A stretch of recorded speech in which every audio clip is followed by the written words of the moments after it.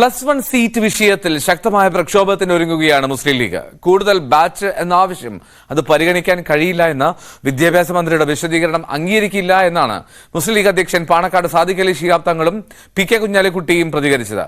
18-ന് കോഴിക്കോട് ചേരുന്ന സംസ്ഥാന കമ്മിറ്റിയാകും പ്രക്ഷോഭ പരിപാടികൾക്ക് അന്തിമ രൂപം നൽകുക.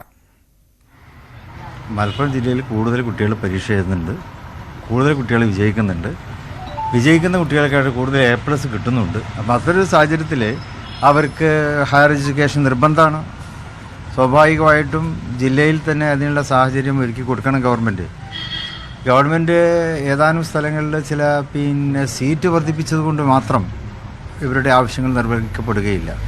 മുമ്പ് UDF ഭരിച്ച സമയത്ത് നമ്മൾ ബാച്ചുകൾ കൊടുത്തിരുന്നു, സ്കൂളുകൾക്ക് ബാച്ചുകൾ അനുവദിച്ചു കൊടുത്തിരുന്നു. അന്ന് ആ പ്രശ്നങ്ങളൊക്കെ പരിഹരിക്കാൻ കഴിഞ്ഞു. എന്നാൽ അതിനുശേഷം കഴിഞ്ഞ 5-8 വർഷമായിട്ട് ആ ഒരു സ്ഥിതി ഇവിടെ ഇല്ല.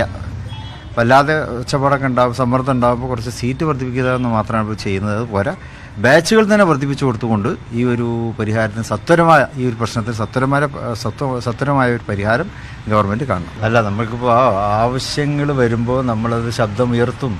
അതിന് സമരമെന്നോ എന്ത് വിളിച്ചാലും കുഴപ്പമില്ല. ആവശ്യങ്ങൾ സമരം ഉയർത്തിയെങ്കിലല്ലേ ജനങ്ങൾ അറിയുള്ളൂ, ഗവൺമെൻറ്റിൻ്റെ ശ്രദ്ധയിൽ അത് വരികയുള്ളൂ. അപ്പോൾ ആ ഒരു അടിസ്ഥാനത്തിൽ ഇതേക്കുറിച്ച് മുസ്ലിം ലീഗ് ഗൗരവമായിട്ട് തന്നെ ഈ കാര്യങ്ങളുമായിട്ട് മുന്നോട്ട് പോകും.